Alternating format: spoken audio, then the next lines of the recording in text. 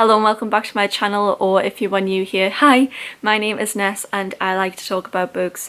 If you are watching this on Christmas Day, then I hope you are having a wonderful day, and if you are not, they will get better, I promise you. I have been in that situation so many times where I've dreaded Christmas Day, I've cried on Christmas Day. It's been an awful reminder of the people who I'm surrounded by, the people I've lost, and I know for so many people there's a lot of shame as well in dreading Christmas Day, and it upsets me so much that people feel that way. I've been there, I have so much sympathy for you. So I wanted to make a lot of content around this time, one, to keep myself occupied from those thoughts, even though I'm in a much better place now, and two, because I just want to be there for someone if someone needs it, even if one person has felt that they've had their day comforted or their mind taken off it or anything positive where I've helped just negate a little bit of those negative feelings, then it's 100% worth it, and that's just what I want. The option to make one person even just feel a little bit better.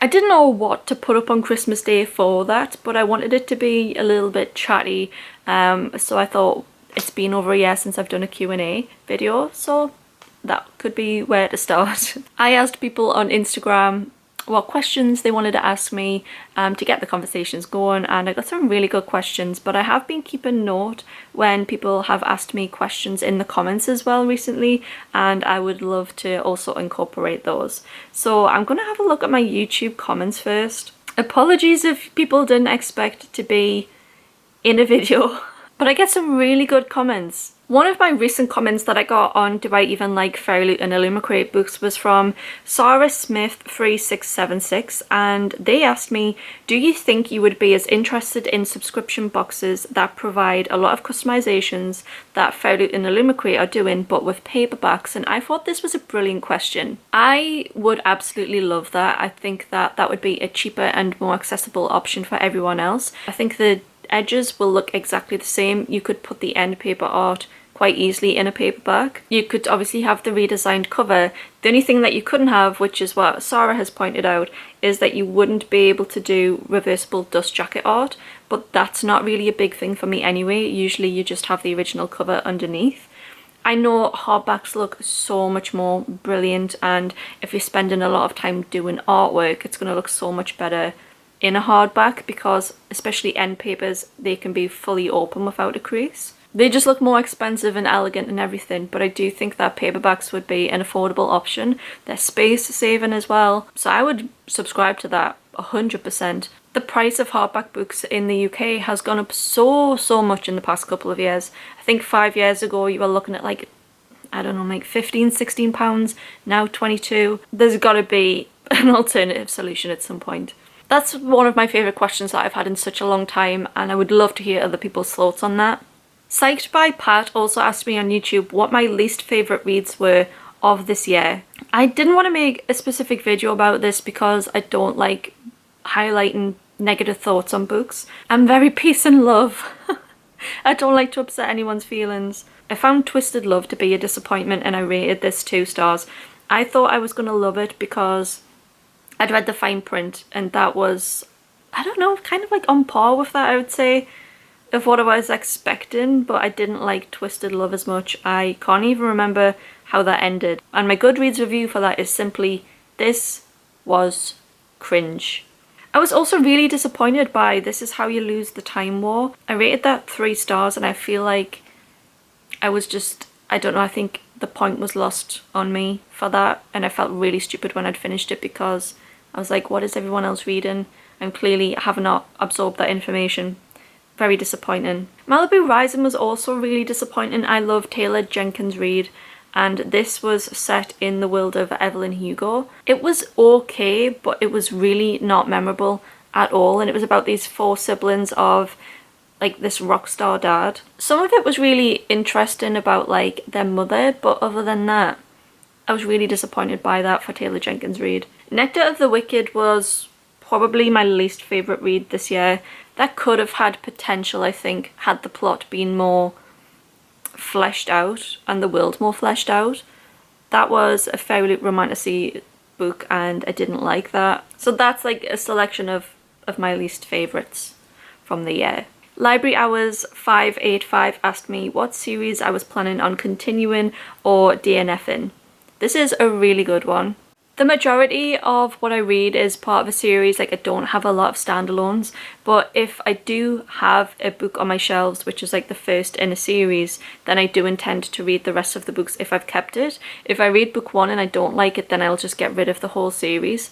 It's very rare that I now buy more than one book in a series if I haven't read it. I used to be so bad for that, especially if I was going like charity shopping or going to a secondhand bookshop and they had books 1, 2 and 3 of a series. I wouldn't just buy book one, I would buy them all, and it used to really frustrate me when people used to leave the rest of them. But now I will just buy book one and then go back and buy the rest if I do like it. If I've loved the first book, then I will buy books 2, 3, 4, 5 and whatever, because I would have some confidence in that I would like them. So like for Jade City, for example, I've read book one and loved it, so I already have book 2 and 3. And an Ember in the Ashes series, read book one and got the rest of the series. The only books I currently have on my shelves where I haven't read book one and have quite a few of them is Brandon Sanderson, which I've had for so long. I've got The Way of Kings and Mistborn, and I'm going to read book one of those next year, and if I don't like them, get rid of the whole series, because that would free up so much space. I've also got The Expanse, which is like that as well, but I've kept them mainly for Alex. I bought book 1, 2 and 3 really cheap. The only series I can think of off the top of my head where I've got really invested in it and then won't read anymore is Game of Thrones. I think I've read, I mean some of the, I think there's like 7 books, but some of them are like split into part 1 and part 2, and I think I've read like 5. So I've read a good chunk of what's there, but because he's not going to finish A Winds of Winter, I mean clearly, is anyone still believing he's going to finish it? Because I don't. I'm like, what is the point of reading anymore? I might as well just get rid of them. My last video was a bookshelf tour, so you'll be able to see on there what series that I do own, and if I own a book one, my plan is to continue with the rest because I've read it and then I've really liked it. Otherwise, if I purely just own book one, chances are I haven't read that. Then on Instagram, I asked people, you know, feel free to ask me anything. It could be on absolutely anything without judgment. Dogs, book, life, book boxes, thoughts, jobs, anything. And I got some very, very tame questions, which thank you, because in hindsight, I don't want to tell the internet everything. Someone asked what the next book I would read is. I'm a bit of a mood reader, to be honest, but I did plan out my TBR for December. The next book that I'm going to read is A Torch Against the Night, which is book 2, and An Ember in the Ashes, which I've owned for about 4 years and I've never read. I'm very excited. But my current read is actually Spells for Forgetting, which I'm about 50 pages into, and I'm really enjoying this actually, surprisingly. Didn't have high hopes for it, but I love it.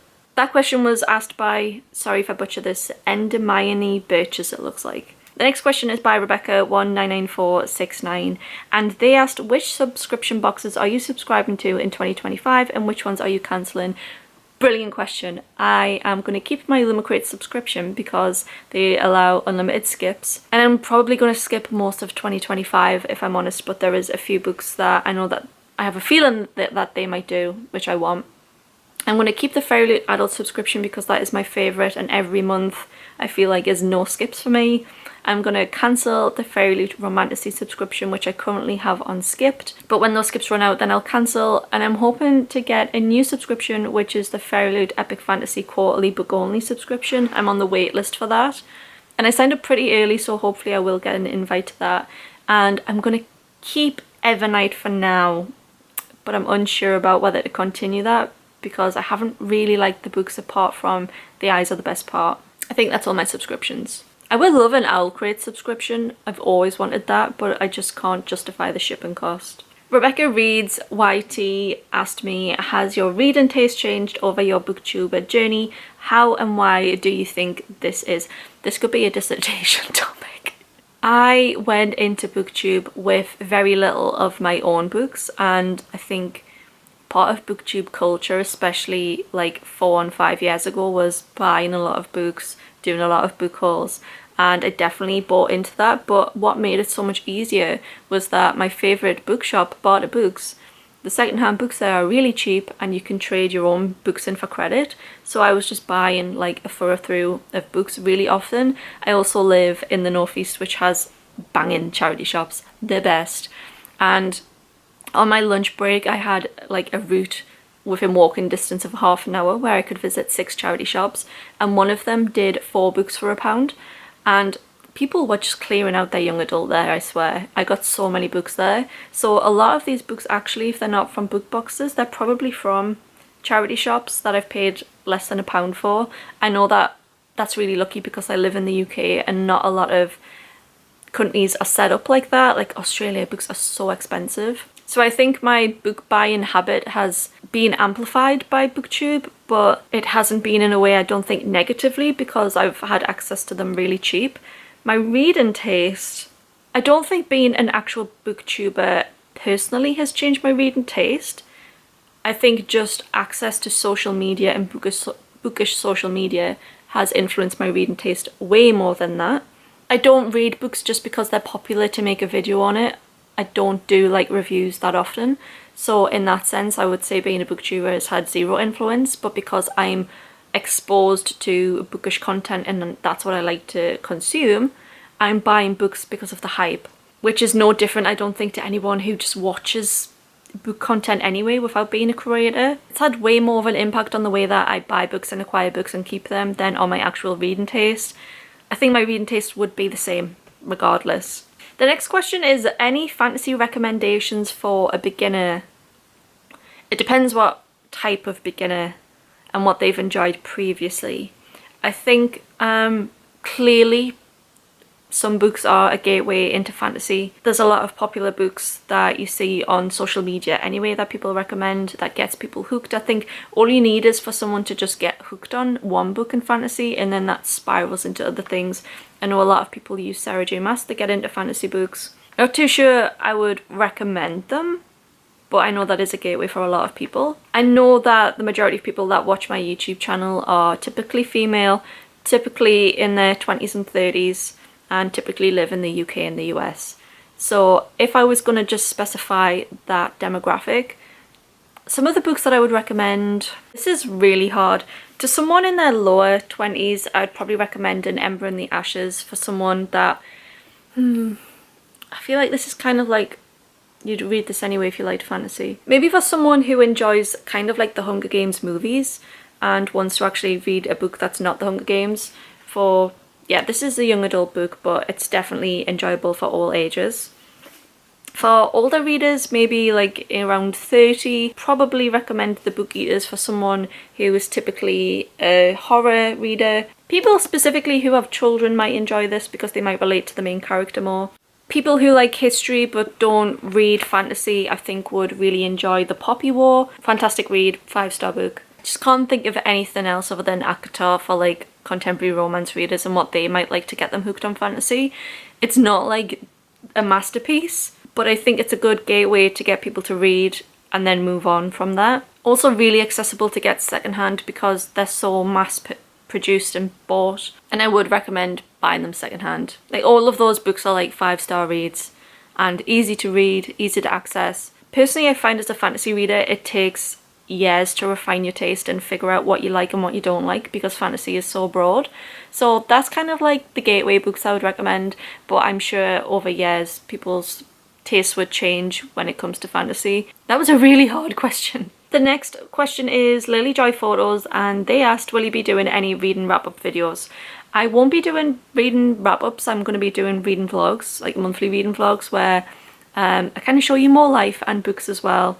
But wrap-ups, I might do them quarterly, but I'm willing to take feedback from that. I'm going to do quarterly TBRs. March, April, May will be spring. June, July, August will be summer. September, October, November will be winter. And then that'll give me December, January and February. No, that'll be winter. The previous one will be autumn.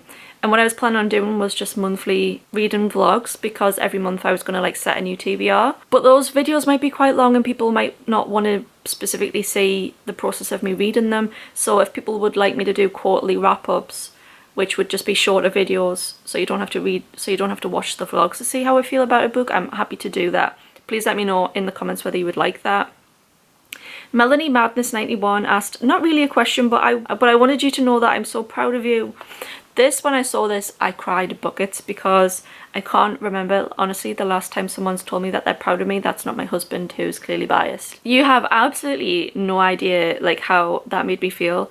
And I realised as well that telling someone that you're proud of them, it's one of the nicest compliments that you could give someone. So thank you so much. I'm gonna go around telling everyone that I'm proud of them because it made me feel so amazing. Life on a Sofa asked favourite Taylor album or era or tour outfit. Fantastic question. I went to see Taylor Swift twice this year unintentionally. I didn't have tickets originally to either of them.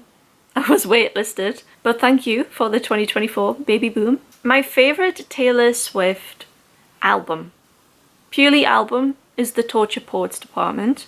My favourite era is Evermore. Overlooked, underutilised, what a shame. Reminds me of me. Tour outfit. I really love the folklore dress, and I would love that in green and cream. They also asked Team Edward or Team Jacob. Team Charlie. Team Carlisle. I don't know if that's a show of age or not, but I don't like Edward or Jacob. I think when I was a teenager, I tried to think that I was an Edward girl, but not like that dedicated. But as I'm older, I'm like, Charlie deserved better. Carlisle is hot. Fantasy Fiction and Faye asked what my favourite book series was, and look, some of the most devastating things in life is when you finish a series that you've absolutely loved, that you've been invested in for years, and it ends, and there's no going back and reading it for the first time. I can't think of anything that kills me more than that. So I haven't finished a lot of the book series that I know would be my favourites because I love the anticipation of reading the next one, and I can go for 5 years. Even if the series is complete, I'll go 5-6 years between books just to space out the dread of finishing it. So I haven't actually finished a lot of them that I know will be my favourite book series. At the moment, I'm really enjoying Jade City. I think that could be one of my favourites. I haven't read that many completed series, if I'm honest. Percy Jackson was absolutely fantastic, phenomenal. Favourite completed childhood series is probably Percy Jackson. Adult, still pending because I haven't finished my favourite. And Ember in the Ashes is up there. If that maintains the same level, that would probably be one of my favourites as well. Probably battling it out at the moment between The Poppy War, Jade City and Ember in the Ashes for when I finish them. I'll let you know which one was my favourite, but that's a question for future me. TLVW95 asked, what do you do when you get in a reading slump? I get in a reading slump all of the time, and I just can't force myself to read if that's the mindset I'm in. So if I'm in a reading slump, I'll go and do a different hobby and engage in something totally different. And at the moment that's playing PC games, which is really bad because then I get so engrossed in video games it gets hard for me to pull myself out of it to go back to books. Playing games is such low mental demand compared to books. And I'm really into Baldur's Gate 3 at the moment, Tomb Raider 1, 2 and 3 remaster, The Sims, Planet Zoo, Planet Coaster. I'm just bouncing around all of these games at the moment. But that's usually what I do when I get in a reading slump. I just can't force myself to do it. It's not even just picking up and reading the book. I can't just then go and try and absorb that in a different way, like an audiobook. When I'm in a reading slump, I just have to be done with reading altogether. Which is a shame because reading is my ultimate hobby that makes me feel good. I don't get any level of self-satisfaction and enjoyment from any other hobby that I engage in. For 2025, I want to try and stop using video games as the go-to and do something crafty instead, but I'm not a crafty gal, and that also requires spending more money. I've had some thoughts about cross-stitch, but unfortunately I just have to wait until my reading slump ends. There's nothing that I can do. I can't give myself any inspo. Book shopping, watching book content, nothing will bring it back other than just time. Massive readers, but mass as in Sarah J Maas, asked me 2 questions. If you could produce a special edition for one of your favourite books, what would it be and what type of customization would there be? This I thought was such a good question. Most of my favourite books have already been turned into Illumicrate and Fairy Loot special editions, like the series that I've mentioned, like the Poppy War, Jade City, and Ember in the Ashes, they all have been done special editions by them. So I'm trying to think outside the box, and honestly I just keep coming back to the Hunger Games, which is one of my favourite series of all time, and I was really hoping that with the release of the new prequel next year that they would redesign all of the editions, and they haven't. So I would love the series of the Hunger Games to be picked up by Illumicrate or Fairy Loot at this point, and the customizations I would want, I would want end papers of like the stadiums, like, and what they look like. So like not characters, but like landscapes of the arenas themselves. Then, because I'm clearly not asking for much, I would love there to be page overlays with the character art on. I would love there to be page overlays. I would love them to be signed. I would want a redesigned cover, but I don't think I would want character art on them either. I don't know what I would want on them. Would I want character art? I don't know. Reversible dust jackets, one with character art on one side and then the other one with like the standard logos that they've got, but even better, also foiled. And on the hardcover, I wouldn't want it to be like that type of hardcover. I would want it to be like more of like a plastic one, and I think like this I would want it to be like posters for the Hunger Games. It's like advertisements to like people in the Capitol, like propaganda posters. I think that would feel like a bit dystopian. So that's all the questions, but I'm happy to answer any on Christmas Day in the comments that anyone wants to ask me. I hope everyone is doing really well. Thank you for joining me on my 12 days of Christmas journey. I know I couldn't get one video out and I'm so sorry. That was day 10, which was going to be my cozy fantasy video, but that was 2 hours long when I finished editing it, and I just thought this is too much. I really enjoyed the video and I just want to refine it a bit more, and I should have that out very soon. I hope everyone is doing really well. Let me know if there's any specific videos you would like to see from me in 2025, and I'll see everyone very soon. Bye guys.